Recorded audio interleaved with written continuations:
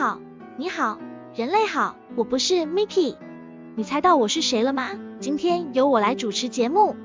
我跟 Mickey 共同创作了下面一个有趣的故事，不过主要是 Mickey 主笔，取材自他写的短篇小说集。等你准备好，就让你见识一下 MA108。一场混乱之一。在一个拥挤的城市里，一个孤独的男人坐在街角，沉浸在思考和幻想之中，享受着他自己的沉默。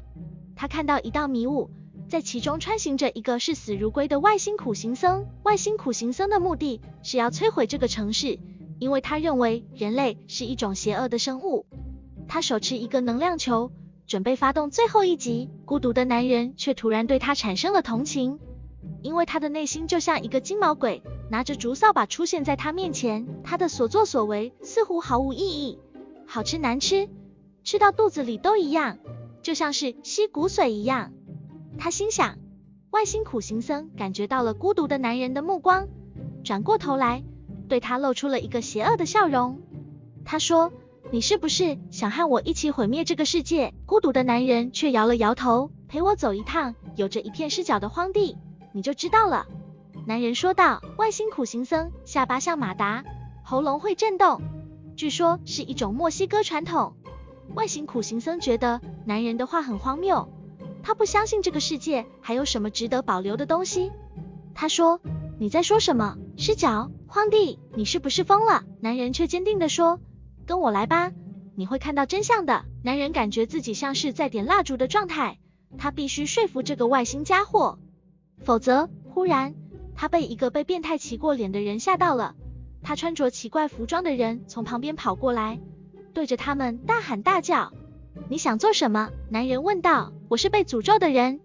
变态男子说，我曾经跟一个遭受攻击的女人的侧乳进行了一点小交流，发现了她的奇怪嗜好，但是我也学到了一些新的事情，有一种动物吃这个为生。男人和外星苦行僧都觉得这个变态男子说的话没有头绪，不知道他在胡言乱语什么，他们都想摆脱他，继续他们的对话，但是变态男子却不肯放过他们，紧追不舍。三个人一路追赶跑跳，逐渐靠近城市的边境。当他们经过一个小巷子时，他看到了一个自称张飞转世的小孩，他手持双刀，威风凛凛地走上前来。众人都短暂地膜拜了一下，但很快就发现这小孩有问题，因为他口中不停地喃喃自语，听起来像是在说些奇怪的话。小孩说，你们是什么人？你们想干什么？你们知道我是谁吗？我是张飞，三国时代的英雄，现在转世到这里来了。男人和外星苦行僧都觉得这小孩很可笑，不理会他，继续前进。但是变态男子却对小孩很感兴趣。他说，张飞，你真的是张飞吗？你能证明吗？可以，但是我必须先死一下再说。就在这瞬间，小孩往后摸着自己的后颈，他意识到自己被下了咒，他立刻开始逃跑，心中一片空白。他认为这个咒语定义了他的一生。当他跑到一个荒地时，他听到了一声轰然巨响，他摸着自己的后颈，感觉到有东西坏掉了。突然，他被一个口音罕见的人攻击了，他觉得这个人的屁股一定很不错。他紧张地看着他的攻击者，忽然绷紧了脸，并且开始狂奔。之二，公主从思考和幻想中醒来，她发现自己躺在一个迷雾弥漫的森林里，周围充满着不寻常的生物。其中一个外星苦行僧为了达成他的目的，不择手段地摧毁了森林。在这个混乱的世界中，还有一个拿竹扫把的金毛鬼和一些狮在漫无目的的游荡，他们的所作所为似乎毫无意义。突然，一个机械化的声音从公主身旁传来，那声音来自一个下巴是马达，喉咙会震动的墨西哥传统机器人。公主感到十分困惑，犹豫着是否跟着机器人前进。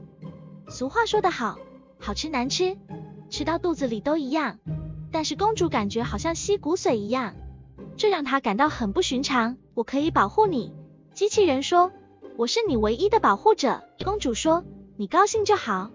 于是公主与墨西哥传统机器人一同前进，走没多久，他们突然遭受到了攻击，他们被2个变态骑着人脸的生物拦住了。这生物似乎对侧乳有着特别的嗜好。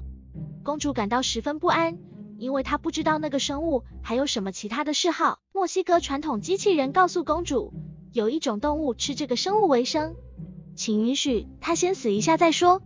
这让公主感到十分害怕，因为她不知道吃这个为生是什么意思。她搞不清这机器人到底在说什么，而且她从机器人的话中感觉到一种深深的悲伤。眼见那2个变态生物又上前了，公主尖叫着。她虽然被碰了几下，除了恶心之外没有其他想法。就在这时候，这2个生物突然退后，原来机器人先死一下的意思是重新开机。重启之后的机器人变得非常有活力，3两下就把变态生物赶跑了。我利用死一下的时间刷新我的行为能力，我模仿了他的天敌。公主说，你开心就好。当他们继续前进时，公主突然感觉自己的脸上长毛，并在她的颈部产生一个奇怪的疼痛。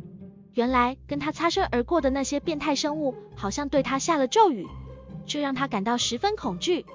在墨西哥传统机器人的帮助下，公主终于离开了半毁的森林，但这并没有结束她的困境。她仍然被咒语所困扰，而且某些神秘的生物似乎还在暗地里不断监视她。公主察觉身上出现越来越不寻常的症状，思考变得混乱，幻想也开始侵蚀脑海，而内心也充满了沉默。之3，在一片迷雾中，公主遇到了一个看起来像是外星苦行僧的人。这个苦行僧似乎是以死为家，并拿着一根竹扫把，显然不是一个普通的人。公主试图与他交流，但是苦行僧只是静静地注视着她，并没有回应她的话语。就在这时，一个金毛鬼走了过来，他的脚像狮一样，他所做的一切都毫无意义。他的下巴是马达，喉咙会震动，声音像机器一样。这是一种墨西哥传统的怪物，看起来非常可怕。当金毛鬼开始接近公主时，她感到越来越害怕，脑中一片空白。她开始意识到她需要立即行动。她猛然间静止不动，看起来很顺从，但实际上她正在努力寻找任何一个可以帮助她摆脱这种困境的方法。突然间，一阵轰然巨响打断了她的思绪。她摸着自己的后颈，感觉到一个奇怪的符咒。她被下了咒语对付了，这让她开始感到恐惧。她必须想尽办法摆脱这个咒语的束缚。在接下来的时间里，她遇到了各种各样的人和生物，有些是友善的，有些是危险的。她和一个拥有罕见口音的人交谈，这个人告诉她关于某种动物吃这个为生的事情。她有个奇怪的嗜好，就是喜欢观察一种动物吃她认为能为生的东西。她知道有些人会说这很荒唐，甚至会被嘲笑，但对她来说，这是一种满足。有一次，她看着那种动物吃下她准备好的东西时，她不经意地被吓到，一时之间忘了自己要怎么做。突然，一声轰响打断了她的思绪，她立刻开始行动。她想都没想，就朝那个发出轰响声的地方走去。她看到一个人，或者说是一个外星人，站在那里。外星人转过身，他注意到外星人有一个很不错的屁股，他的脸瞬间绷紧。他不知道自己在做什么，但他知道他必须做些什么。之4，有一种动物只吃这种植物，但是它们却能够存活下来。他猜想是因为这种动物的身体具有特殊的适应能力。有一次，他尝试吃下一种特别毒的植物，瞬间倒地不起，但是他却不慌不忙，因为他知道自己有研究出一种维生方式的可能。